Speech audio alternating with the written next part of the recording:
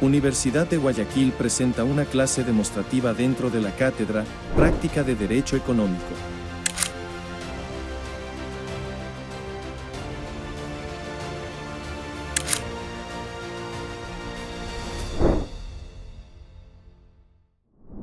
Bienvenidos con todos y con todas, soy el doctor Héctor Gabriel Vanegas. El día de hoy vamos a dar un enfoque dentro de este concepto amplio de derecho económico aplicado directamente hacia el derecho penal.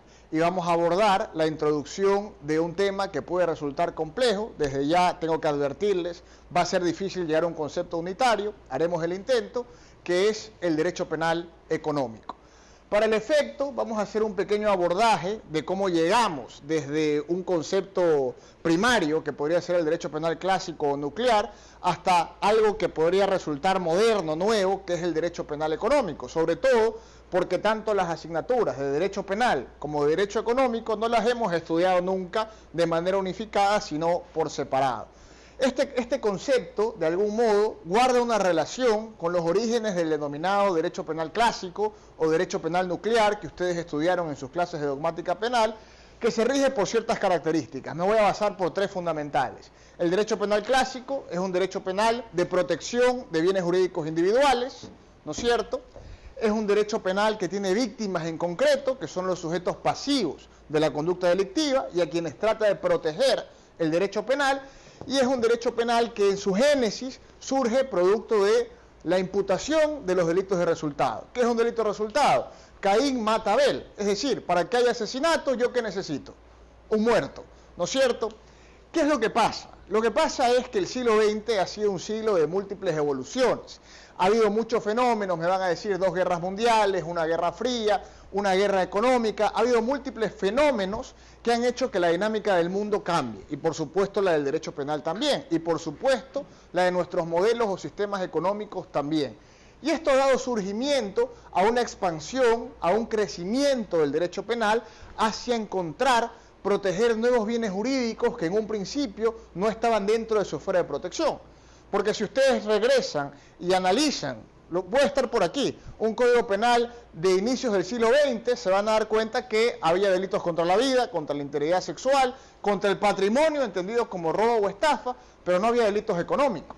Es decir, ¿qué son los delitos económicos? En primer lugar, el primer criterio que vamos a abordar es que son producto del surgimiento de la globalización económica, de la apertura de los mercados, que ha traído ciertas consecuencias. La primera, que ya no exista como tal en el derecho penal nuclear un bien jurídico individual, sino que hay un bien jurídico colectivo, porque es la sociedad en su conjunto la que reclama al Estado protección por parte del derecho penal. Existe ya un adelantamiento de las barreras de punibilidad y un surgimiento de los denominados delitos de peligro abstracto. ¿Qué son los delitos de peligro abstracto? La barrera del poder punitivo se adelanta, ya no me interesa en concreto la lesión al bien jurídico, en el caso del asesinato del muerto, sino su puesta en peligro. Es decir, si es que yo vierto un desecho químico en el río Guayas, ya no me va a interesar si es que el río Guayas se contamina o no, sino el riesgo que puede haber ocasionado ese desecho en el río. ¿Me explico? A diferencia del criterio clásico del derecho penal, ya no me preocupo por el resultado, sino por la acción. Es la acción la que se sanciona como delictiva. Por eso se adelanta la barrera de punibilidad. ¿Qué más? Nos encontramos ante el surgimiento de los denominados delitos sin víctimas. ¿Cómo puede ser posible? Claro, piensen en esto. Piensen en los delitos contra la administración pública o piensen en la defraudación tributaria. La víctima en concreto, ¿quién es? Me van a decir, es esa gran entelequia que denominamos Estado. Somos todos los ciudadanos, ¿no es cierto? Son los niños que se quedan sin ir a la escuela, pero les podemos poner rostro. ¿Van a comparecer estas personas como acusadores particulares en un proceso? La respuesta es no, se difumina el criterio de la víctima, lo que no pasa en el derecho penal nuclear, donde vemos a la madre del asesinado, donde vemos al padre de la niña que ha sido perpetrada en su integridad sexual. Acá los bienes jurídicos se difuminan, se amplían. Tenemos un concepto general, es decir, una aproximación general de cuál ha sido la evolución o el paso del derecho penal clásico al derecho penal económico o al derecho penal moderno. Pero todavía no podríamos atrevernos a aterrizar a un concepto, porque para hacerlo vamos a hacer un recorrido previo. Hay un artículo importantísimo que va a ser objeto de la materia de la clase del profesor Klaus Tiedemann, Tiedemann es denominado el padre del derecho penal económico en Alemania. El artículo se llama El concepto de derecho económico, el concepto de derecho penal económico y de delito económico. Entonces, a través del abordaje del artículo, que es lo que vamos a hacer en esta clase, tratamos de estudiar todos estos contextos, toda esta antesala, para poder aterrizar en lo que podríamos definir un concepto estricto o un concepto amplio de derecho penal económico. Entonces, teniendo este contexto claro, empiezan a surgir los discursos, por un lado, de resistencia y por otro lado, los recursos de adaptación del derecho penal hacia el surgimiento de este nuevo fenómeno expansivo. Por un lado, tenemos la resistencia, encabezada ante el surgimiento de la globalización y su mezcla en el derecho penal por la Escuela de Frankfurt. Profesores de la Escuela de Frankfurt de Meno empiezan a decir esto es inadmisible. El derecho penal, en virtud de un criterio de fragmentariedad, lo hemos estructurado para la protección de bienes jurídicos individuales, personalísimos. No podemos nosotros vulnerar el principio de fragmentariedad y decir que lo que antes interesaba el derecho administrativo, ahora interesa el derecho penal. Que lo que antes interesaba el derecho tributario, ahora interesa el derecho penal. Porque sería de algún modo difuminar el concepto que hemos construido en nuestra dogmática de cuáles son los bienes jurídicos que va a proteger ese derecho penal, que están claros, forman parte de un derecho penal nuclear. Obviamente, el discurso de resistencia que aboga por el mantenimiento de un derecho penal mínimo, que si ustedes se dan cuenta, luego lo adopta Ferraioli en su Derecho y Razón, y muchos otros tratadistas. De hecho, yo en mi tesis doctoral ingenuamente trato de decir hay que abogar por un derecho penal mínimo, pero si ustedes se dan cuenta, en las normativas penales, no solo el COIP en Ecuador, también el Código Penal español, el Código Penal alemán, el Código Penal francés, si ustedes se dan cuenta, todos estos criterios de resistencia no han sido adaptados.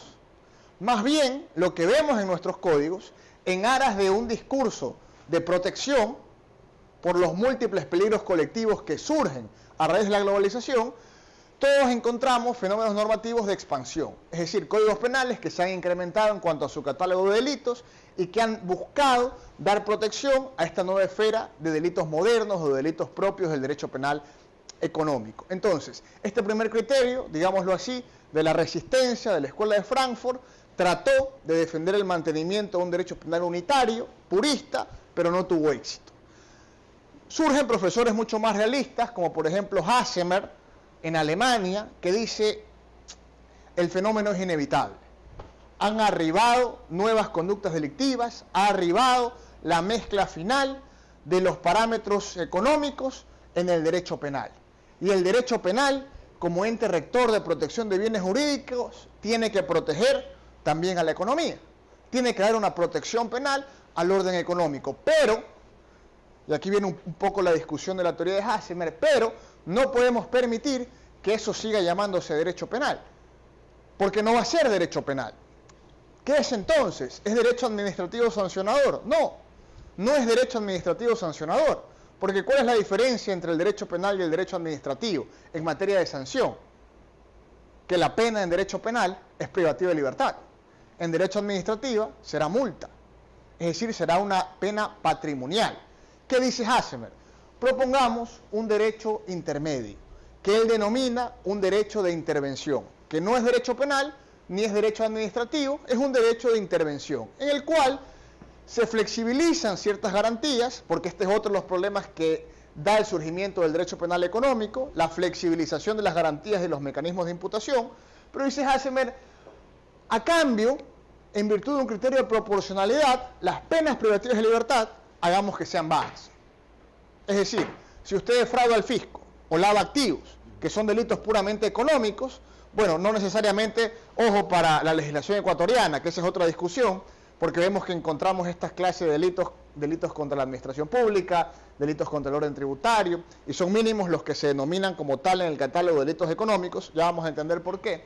Pero en todo caso, si usted comete estos delitos de contenido económico, como podría ser el cohecho o el peculado, que el COIP delimita, que son delitos contra la administración pública, pero que inevitablemente son delitos económicos, entonces usted va a tener una sanción penal, es decir, se va a ir a la cárcel, pero se va a ir poco tiempo. Este es el criterio del derecho penal de intervención. Miren cómo ha evolucionado también en materia de pena. el tratamiento del delito económico. En el Código Penal, la pena por peculado o por los delitos contra la administración pública era de 6 años. Hoy en el COIP es hasta 13, más agravantes y más los múltiples aumentos que se le da a esta categoría delictiva. Pero en todo caso, esto era lo que abogaba Hassemer. El por qué es importante. ¿Por qué los delitos económicos deben penalizarse con una pena inferior? Diría Hassemer, porque las garantías que se respetan de manera estricta en el derecho penal nuclear, aquí las vamos a sacrificar un poquito. Es decir, la presunción de inocencia ya no va a ser una garantía tan robusta o tan amplia, va a ser menor. El principio de culpabilidad va a ser menor. ¿Por qué? Delitos de peligro abstracto. Ya no me interesa el resultado, sino la actuación anterior es lo que se va a criminalizar. De la mano de la propuesta de Hassemer nace otra propuesta bastante interesante. Por si acaso, Hassemer tampoco tiene mucha acogida en Occidente, pero sí hay, por ejemplo, legislaciones como la alemana o la italiana que reconocen un régimen diferenciado entre la responsabilidad penal de la empresa y los delitos meramente penales, ¿no? En el punto intermedio, inicio de los años 90, tenemos otra teoría, que es la del profesor Jesús María Silva Sánchez. Interesantísima teoría. ¿Por qué? Porque recoge el mismo fenómeno. Es decir, parte de decir, del mismo modo, hay un fenómeno globalizador, el derecho penal se está expandiendo y esto ya no podemos seguirlo entendiendo simple y llanamente como derecho penal. Entonces, ¿qué vamos a hacer? Voy a borrar aquí para poder continuar. Dice Silva, en la teoría de la expansión del derecho penal, que él denomina el derecho penal de velocidades. Como el derecho penal mutó, como le salieron otros brazos, como tiene unas nuevas características, como es propio de unos nuevos fenómenos, y nosotros queremos seguirnos manteniendo en la discusión de que esto es derecho penal, yo propongo un derecho penal de velocidades. Donde el resultado, ¿cuál va a ser? En una primera velocidad, piensen en la analogía de un auto, ¿no es cierto? Usted pisa el embrague, va en primera velocidad, voy a poner a los delitos nucleares. Es decir, todos los que forman parte del derecho penal nuclear, del derecho penal clásico. El asesinato, la violación, el hurto, la estafa, todo lo que forma parte del derecho penal nuclear lo voy a mantener en un derecho penal de primera velocidad. En este derecho penal de primera velocidad voy a procurar el respeto irrestricto de las garantías. Recuerden que el derecho penal se construye, el derecho penal liberal se construye a través del respeto de las garantías del reo, del imputado. La gran propuesta, el gran opúsculo de Beccaria, de los delitos y las penas, es una respuesta hacia que se respeten los derechos del procesado. La víctima todavía no juega un rol muy importante en esta estructura del proceso. Por eso es que, por ejemplo, el artículo 5 del COIP es el reconocimiento de unos principios ¿de qué? Unos principios a favor del procesado, del reo.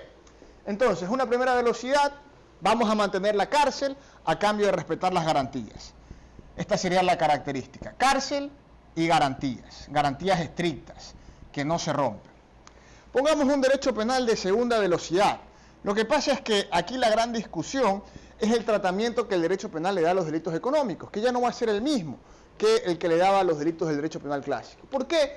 Porque los mecanismos de imputación se flexibilizan, porque las garantías se relativizan, porque como dije, no hay víctimas en concreto, hay víctimas colectivas. Entonces, en general, el tratamiento dogmático clásico ya no es aplicable a este nuevo fenómeno delictivo. ¿Qué hacemos? ¿Sabe qué? Restringamos las garantías, menos garantías. Ustedes me dirán, pero profesor, ¿cómo vamos a mantener un derecho penal, que es el derecho penal económico, en el que se imputa a una persona, pero no se le respetan sus garantías? La respuesta corta, no es que no se le respete, se flexibilizan y respetan menos. Pero ¿cuál es la consecuencia? En la tesis de segunda velocidad de Silva, que aquí no hay cárcel.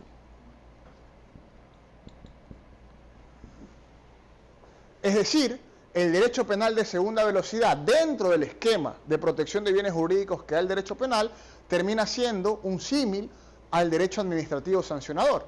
¿Por qué? Porque yo sanciono mediante el proceso penal al delincuente económico, pero al momento de imponer la pena ya no es privativa de libertad. Es de multa patrimonial, económica. Piensen, por ejemplo, usted defrauda al fisco por $3 millones, genera un perjuicio al Estado, ¿sí o no? Se adecuan milimétricamente los parámetros del delito de defraudación tributaria. Por ejemplo, Lionel Messi. Por ejemplo, Shakir. Esto es interesante porque si ustedes leen el fallo del Supremo, Lionel Messi es el primer futbolista de la historia en ganar todas las copas, pero también es el primero en ser condenado penalmente. Entonces me dirán, ¿cómo es posible esto? Porque el sistema te permite, más allá de la sanción, obtener una especie de suspensión condicional a cambio de ¿qué? Si me debes 3 millones, me los pagas, pero además me pagas una sanción, me pagas 3 millones más. Claro, en el caso de Messi, pónganse, eran 100 millones. Tuvo que pagarlos, pero además la sanción por haber defraudado. Y la condena se mantiene, pero su pena está suspendida. En el derecho penal de segunda velocidad pasa algo así, algo similar. Yo retribuyo al Estado original al Estado y obviamente la sanción va mucho más allá de lo que en un primer momento me representó el delito. ¿Qué pasa con el derecho penal de segunda velocidad? Cero acogida en todas las legislaciones occidentales. Es decir, a pesar de que fue una tesis bastante revolucionaria para el momento y de que sigue siendo discutida en los foros académicos de todo Occidente, en España, en Alemania, en Latinoamérica, por supuesto, es una tesis que nunca se aplicó a ninguna legislación penal, ni en España, ni en Ecuador, ni en ningún lado. Ahora, ¿cuál es la principal crítica que podemos hacerle a la tesis de Silva? Les dije que eran 3 velocidades, falta la tercera. Y para mí, por aquí va un poco el enfoque de la crítica a este esquema. La tercera velocidad es que no está en la primera edición de este libro, sino en las posteriores, partimos de entender, ¿no es cierto?, partimos de entender que además de los delitos comunes, además de los delitos económicos, hay otro fenómeno que surge en el mundo moderno. ¿Cuál es? El de la transnacionalización del crimen. Es decir, el de los delitos perpetuados por delincuencia organizada, que el profesor Jacobs denomina en cierto punto, son los perpetrados por los enemigos de la sociedad. Es decir, son aquellos que se han vuelto focos de peligro, que han perdido, en criterio de Jacobs, incluso su categoría óntica de persona, por cuanto han transgredido el sistema jurídico de tal modo que hay que repelerlos a como dé lugar sin que se respete sus garantías. Por ejemplo, Osama Bin Laden. Por ejemplo, Pablo Escobar. Lo detuvieron, estuvo en una cárcel de lujo, se escapó. Cuando lo volvieron a buscar ya no querían detenerlo, querían ejecutarlo, que fue lo que pasó, ¿no es cierto? Eso es lo que se denomina derecho penal del enemigo. Es decir, en esta tercera velocidad del derecho penal de velocidades, también se restringen las garantías. No solo que se restringen, sino que no hay garantías. Y no importa que se respete o no el proceso, porque es un criterio eficientista. Entonces, la crítica que se le hace a Silva es, espérate un ratito, es decir, si tengo dinero, si tengo recursos económicos como para poder suplir el daño, entonces no voy a la cárcel. Y no importa que no se respeten mis garantías. Pero si soy denominado como enemigo del Estado en términos de política criminal, entonces se me restringen las garantías, se me sanciona y sí voy a la cárcel. Ese es un poco el conflicto.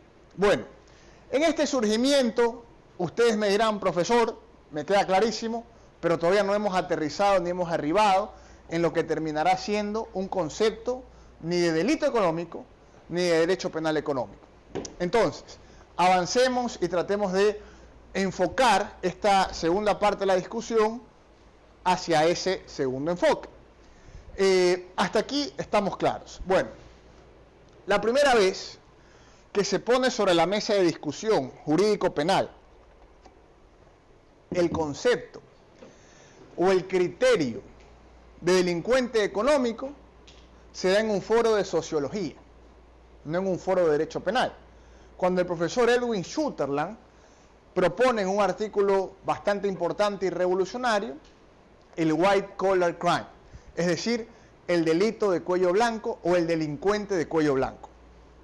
Por primera vez en la discusión se pone sobre la mesa del debate que el derecho penal históricamente solo se habría preocupado de sancionar a las clases económicas más desfavorecidas, es decir, a los pobres. Históricamente, las personas que habían estado presas, ¿no es cierto?, en estos contextos penitenciarios de inicios del siglo XX, finalización del siglo XIX, habían sido personas que de algún modo u otro habían sido excluidas de las prestaciones sociales más básicas y por lo tanto se encontraban en la esfera más baja, por así decirlo, de la economía local, nacional en general. Entonces, dice Sutherland, Hay un nuevo tipo de delincuente, que es el delincuente económico, que tiene ciertas características. Se pone traje y corbata, no asalta bancos, por lo general está en un escritorio, hoy diríamos está tras una computadora, tiene buenas relaciones sociales, es decir, está en clubes privados, le abren las puertas en todos lados, pero genera, en términos económicos, mucha más dañosidad que el delincuente de a pie que vaya y asalta un banco, ¿no? O que vaya y asalta una determinada suma de dinero. Entonces empieza a enfocarse la discusión a raíz del criterio de Sutherland de que el delito económico o el delincuente económico es aquel que es perpetrado, ¿por quién? Por una persona de una clase económica alta. Este podría ser un primer concepto, pero parece que esto no tiene mucho sentido. Porque entonces, si decimos, por ejemplo, que el peculado o el cohecho debe estar dentro del catálogo de delitos económicos, aun cuando el COIP lo sitúa únicamente como delitos contra la administración pública, si es que una persona de bajos recursos llega a ser funcionaria y comete peculado, ¿eso no es un delito económico? ¿Les parece que tiene sentido? A mí no me lo parece mucho. Es decir, recuerden el primer criterio, en el primer criterio partimos de decir, el delito económico es aquel perpetrado únicamente por el delincuente económico. Y el delincuente económico es aquel que tiene un estatus social alto, que tiene unas ciertas características sociológicas a criterio de Sutherland, que a pesar de esto comete los delitos. Pero eso no puede enfocarse únicamente en el concepto o en la conceptualización de qué es un delito económico, porque nos obligaría a regresar otra vez, obviamente en un contexto como este, al criterio del derecho penal de autor y no de acto. Es decir, en base a tu característica física o personal, yo delimito si eres o no delincuente económico. Eso no tiene sentido. Evolucionamos un poco en el concepto, y si es que estamos hablando de derecho penal, y si es que hablamos de economía, mediante la protección del derecho penal, ¿de qué estamos hablando? Estamos hablando de un bien jurídico. Es decir, miren cómo esto se relaciona estrictamente con el derecho penal. Si yo planteo sobre la mesa de discusión el delito de asesinato, ¿cuál es el bien jurídico que protege el asesinato? La persona. La vida. Correcto. El asesinato protege directamente el bien jurídico vida. El derecho penal económico, en los términos que estamos describiendo, ¿qué bien jurídico protegería? El patrimonio. No, porque el patrimonio es protegido en delitos como la estafa o en delitos como el hurto. Es decir, la víctima sigue siendo directa, yo la puedo identificar. El derecho penal económico protege bien jurídico protegido, economía. Porque esa es la mezcla que existe entre la protección penal, que ahora el derecho penal pasa a dar al sistema económico. ¿Ok? ¿Y qué es el sistema económico? ¿O qué es este orden económico que nosotros conceptualizamos como el bien jurídico que protegerá el derecho penal? Y que esta protección es lo que pasa a denominar al derecho penal como derecho penal económico, que pasa a ser a su vez una subrama del derecho penal clásico. Porque aquí no tenemos jueces de lo penal económico y jueces de lo penal. Está todo unificado en un solo modelo de juzgamiento de jueces de garantías penales, aun cuando hoy hay jueces anticorrupción, que podría ser el equivalente, ¿no? En Alemania sí hay jueces de lo penal económico, por ejemplo. Pero en nuestros modelos esto sigue estando unificado. Es decir, seguimos encontrando en la misma sintonía como una subrama del derecho penal al derecho penal económico. Bien, pero ¿qué es este orden económico? Y con esto vamos aterrizando un poco en el objeto central de la clase, que es dar una conceptualización a lo que significa el derecho penal económico o el delito económico en términos generales. Para entenderlo, tenemos que partir de dos criterios: un concepto estricto de derecho penal económico y un concepto amplio de derecho penal económico. Yo les advertía al inicio de la clase que no se generen falsas expectativas, porque va a ser muy difícil arribar a un concepto unitario de derecho penal económico. La doctrina lo sigue discutiendo. Cuando menos, vamos a establecer y a delimitar un concepto estricto y un concepto amplio. ¿Qué es el orden económico? Este sería el primer concepto. Cuando hablamos de orden, podríamos decir hablamos de ley, de parámetros, ¿no es cierto?, de reglamentación. Entonces, el orden económico básicamente son todas esas políticas públicas que el Estado genera, realiza para la intervención de la economía. Recuerden cuando hablábamos en clase de práctica económica que nosotros contamos constitucionalmente con un modelo de economía social y solidaria. Es decir, que desde el Estado se trata de apostar hacia la redistribución de la riqueza, hacia la libertad de empresa por un lado, pero también hacia que haya un sistema de progresividad en cuanto al pago de impuestos. Es decir, hablábamos cuando estudiábamos los distintos modelos económicos que el Estado direcciona cuál es el camino que tiene la economía. En una economía dirigida, en una economía capitalista, en una economía mixta. El Estado establece las pautas en virtud de las cuales los diversos usuarios de ese sistema económico van a realizar su actividad económica como tal. Entonces, el orden económico partiría de ser esa intervención que hace el Estado en la economía para regular cuál va a ser el desenvolvimiento de los diversos actores económicos. Bien, en el concepto estricto de derecho penal económico, podemos decir de manera clara que el derecho penal económico pasaría a ser ese conjunto de normas jurídicas que protegen el orden económico. El orden económico entendido como la regulación jurídica del intervencionismo del Estado en la economía. Ahora, insisto, porque miren cómo ha evolucionado esto. ¿Qué delitos del catálogo de delitos del COIP podríamos adecuar en este concepto estricto de derecho penal económico? Podríamos adecuar la defraudación tributaria, sin duda. Podríamos adecuar los delitos contra la administración pública, es decir, el peculado, el cohecho, sin duda. Podríamos incluso adecuar la defraudación aduanera. Podríamos adecuar el lavado de activos. Pero de algún modo no creen que se nos quedan por fuera ciertas conductas delictivas que si analizamos los catálogos de derecho penal económico también pasan a ser un objeto de protección de esta norma.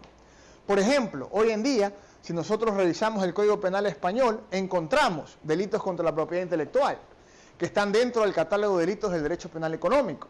Encontramos delitos societarios, que están dentro del catálogo de delitos del derecho penal económico. Si revisamos las reformas del COIP, sobre todo las reformas en materia anticorrupción, encontramos, por ejemplo, la corrupción privada. La corrupción en el sector privado. Claro, sí, es que lo público estaría dentro de este concepto estricto. ¿A qué voy con esto? Un delito societario, ¿dónde se comete? En el margen de una empresa. Un delito de corrupción privada, ¿dónde se comete? En el margen de una empresa privada. Entonces, si se dan cuenta, este concepto estricto de derecho penal económico me queda corto para la real protección que el derecho penal da a todos estos nuevos bienes jurídicos. Y más bien, necesito obligatoriamente generar un concepto amplio de lo que significa el derecho penal económico, donde no esté incluido únicamente el orden económico en términos de intervencionismo estatal, sino también la regulación jurídica de la producción, de la distribución y del consumo de bienes y servicios que se den en el sector privado. Porque me voy a dar cuenta que en ese sector privado también pueden cometerse delitos que afecten al orden económico, no en términos estatales, sino en términos de lo que es la economía pública y privada.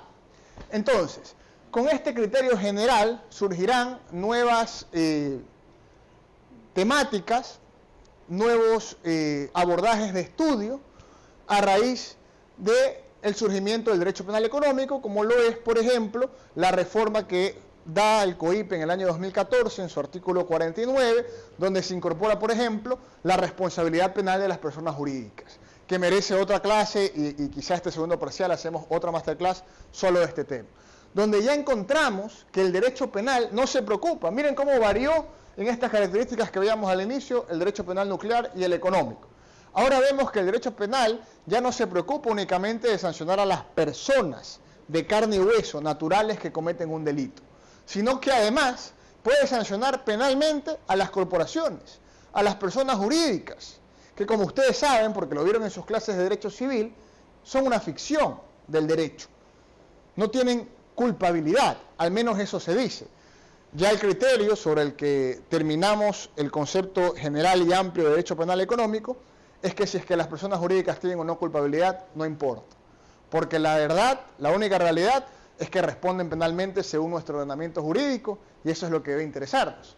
¿Cómo hacemos este abordaje para poder, en un contexto determinado, defender a una persona jurídica? ¿Cómo entendemos los mecanismos de imputación a una persona jurídica? Todo esto, con las nuevas tipologías delictivas y los múltiples mecanismos de imputación o las caracterizaciones propias de los delitos económicos, nos conlleva a una conclusión, y con esto terminamos la clase, que es el gran debate que se da hoy en la doctrina contemporánea. ¿Y cuál es? Que la teoría jurídica del delito, que ha sido construida sobre la base del derecho penal nuclear, ya no puede ser aplicable al derecho penal económico. Entonces, es imperante el surgimiento y la creación, y también la incorporación a nuestras legislaciones penales de una teoría jurídica del delito económico. Hasta aquí dejamos la clase y abrimos el espacio para la ronda de preguntas e interrogantes que sean pertinentes. ¿En los delitos económicos en el Ecuador se sancionan a personas jurídicas en todos los casos o no? No necesariamente, es una pregunta muy interesante.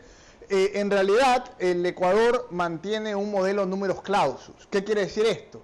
Que únicamente los delitos que el COIP selecciona en los que cabe responsabilidad penal de las personas jurídicas, puede ser sancionada también la persona jurídica, a través de un sistema de doble imputación, que también es criticable, pero es el que se maneja en Ecuador, es decir, se sanciona por un lado la persona jurídica, pero se sanciona también, la persona natural. Aun cuando esto podría, en ciertos casos, se podría alegar afecta el non bis in idem. Pero respondiendo a tu pregunta de manera concreta, la respuesta primaria sería no, en base al criterio de números clausus, y el complemento de la respuesta sería, no necesariamente esto es correcto. ¿Por qué? Porque, por ejemplo, no hay responsabilidad penal de las personas jurídicas en el delito de homicidio.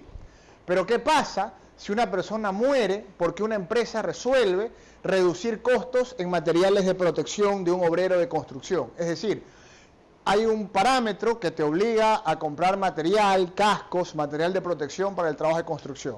Y el Consejo de Administración de esa empresa resuelve, esto nos cuesta mucho, mejor no invirtamos en esto y dejemos que nuestros constructores, nuestros obreros, nuestros trabajadores sigan haciendo su trabajo sin protección. Total, nunca ha pasado nada. ¿Y qué pasa? El obrero sin protección le cae un ladrillo en la cabeza y muere. ¿Ok? En la construcción. Claro, esto es un accidente de trabajo, hay una responsabilidad laboral, pero ahí no hay una responsabilidad penal. ¿Y qué delito sería ese? Sería un homicidio culposo, a todas luces, ¿no es cierto? Pero en ese caso no se podría sancionar a la persona jurídica. ¿Por qué? Porque no contempla en el números clausus del COIP la sanción en esta clase de conductas delictivas. La utilización y la aplicación del derecho penal sirve para proteger el orden económico, es decir, esto genera siempre un efecto preventivo.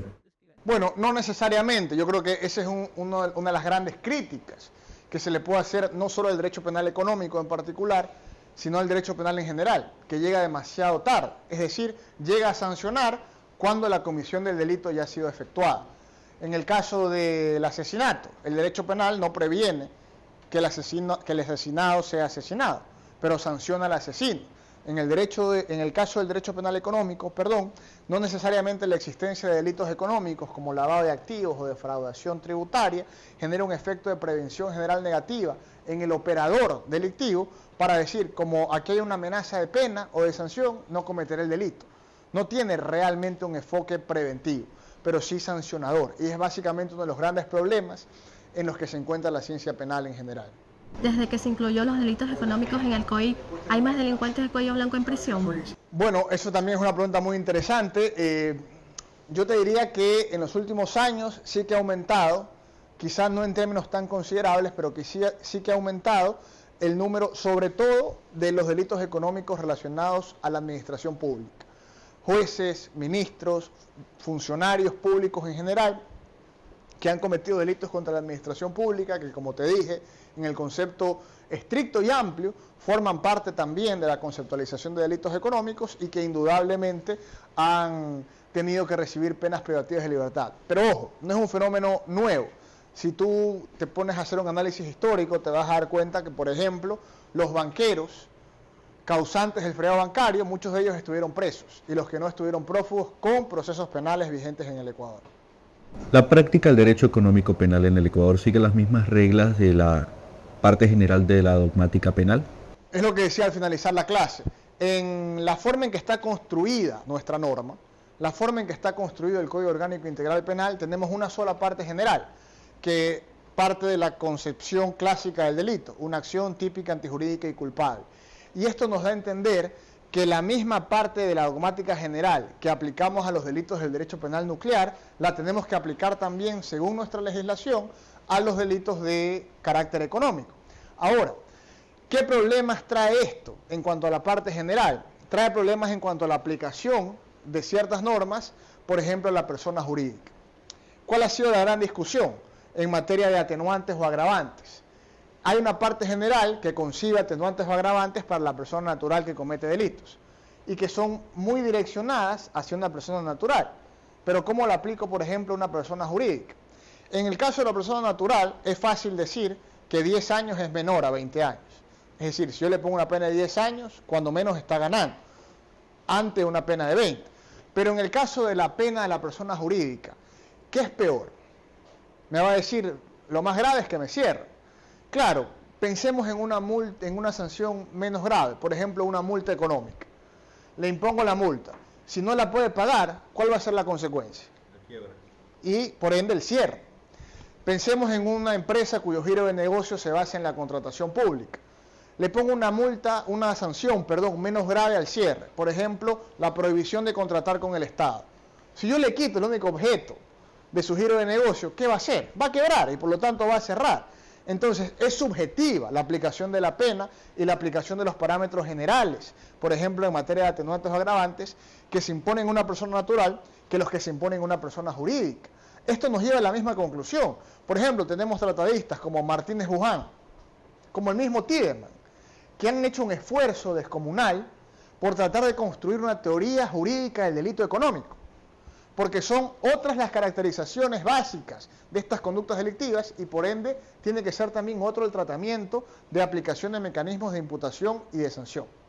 Mi pregunta va dirigida respecto a lo que señalaba en la clase, que en Alemania existen jueces penales económicos y quería enfocarlo respecto a qué diferencias existen entre las legislaciones de diferentes países respecto al tema que estamos tratando hoy.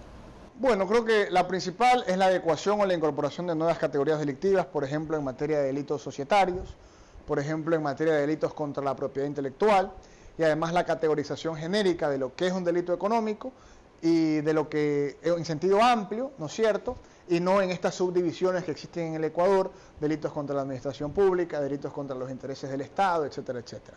La segunda, sin duda, tiene que ver mucho con el mecanismo de imputación de las personas jurídicas, la responsabilidad penal de las personas jurídicas.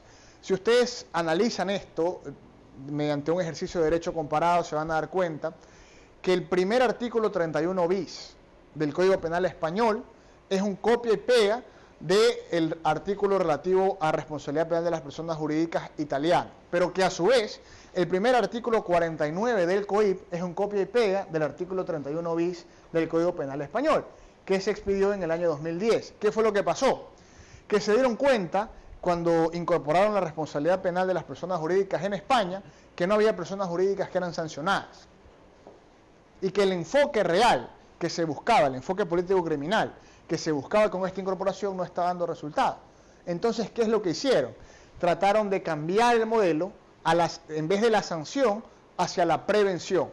¿Para qué? Para que las empresas tengan que incorporar en su seno interno políticas de cumplimiento normativo, los denominados programas de compliance. ¿Cómo lo hicieron? Y en esto varía el modelo ecuatoriano con el modelo europeo, en este caso el español. ¿Cómo lo hicieron? Otorgando a las empresas la posibilidad de ser totalmente eximidas de responsabilidad penal en caso únicamente de que tengan en el interior de sus corporaciones programas de compliance. Claro, el programa de compliance le cuesta a la empresa, porque tiene que invertir en mecanismos internos de control, detección y prevención de las conductas delictivas. Entonces, ¿el enfoque cuál fue? Es que a mí no me interesa sancionar empresas y cerrarlas. Prefiero que las mismas empresas se autorregulen, detecten en el interior de sus corporaciones conductas delictivas, las pongan en mi conocimiento para yo poder tomar actuaciones. En el Ecuador se debatió mucho en la reforma anticorrupción del 2021 la incorporación del eximente, sin embargo no tuvo mucha acogida. Y en el Ecuador lo máximo que se logró es aplicar mecanismos atenuantes de valoración de responsabilidad. Yo tengo un artículo, se los voy a pasar, que se llama Novedad, Compliance, Novedad o Gatopardismo, ni me acuerdo el título, pero lo escribí en el año 2021, donde básicamente yo critico esto, ¿no? El atenuante finalmente es más de lo mismo. ¿Por qué? Porque con los atenuantes genéricos que yo ya tenía en el COIP, podía también lograr una disminución en cuanto a la valoración de la pena de las personas jurídicas. El problema no es ese. El problema es que cómo valoro qué pena es más drástica y qué pena es menos drástica para una persona jurídica, si eso va a depender, como les dije anteriormente, del contexto. ¿Cuál es el bien jurídico protegido en los delitos de corrupción del sector privado, público y también en compañías mixtas? A ver, ahí yo ampliaría tu primera aseveración, porque en realidad yo te diría que son múltiples bienes jurídicos los que se protegen en los delitos contra la administración pública. No solamente el buen funcionamiento. Y yo creo que ese es uno de los grandes problemas del derecho penal moderno, que nos cuesta delimitar qué protege el derecho penal. O protege mucho o protege muy poco. Pero ¿qué protege? ¿Qué es eso del buen funcionamiento de la administración pública? Entonces, penalmente relevante va a ser si un empleado llega tarde. ¿Sí me explico? Es decir, o si usa las redes sociales de su institución para fines distintos, no necesariamente económicos. ¿Sí me explico? Entonces, hay mucho más. Es decir, hay un bien jurídico colectivo, hay una implicación económica, hay una implicación de transparencia, hay una implicación del buen desarrollo de la administración pública, de la confianza ciudadana, etcétera, etcétera. Por ejemplo, el régimen de empresas públicas se excluye del 49 del COIP. No está dentro del marco de personas jurídicas a ser sancionadas penalmente. De hecho, son las únicas que se excluyen. Se incorporan las empresas jurídicas privadas, las personas jurídicas privadas, pero se excluyen las públicas. Y ahora, el funcionamiento de una empresa pública simula el de la privada. Claro, tiene ciertas diferenciaciones en cuanto a consecución de objetivos, mecanismos internos, etcétera, pero tienen una finalidad que es generar un ingreso a la compañía, aun cuando ese ingreso no tenga como fin el lucro, sino en el caso de las EPs, la reinversión en mayores programas de desarrollo social, pero están excluidas de la responsabilidad penal. Bien, estamos claros. Les agradezco mucho a todos y todas por la asistencia a este primer simposio o masterclass dentro del marco de la clase de práctica económica del derecho. Esta es la unidad número 4 relativa a la implicación de los delitos económicos en el COIP. Y lo que hemos abordado hoy es la introducción al derecho penal económico como primer tópico de esta unidad, de esta clase correspondiente a la asignatura. Muchas gracias.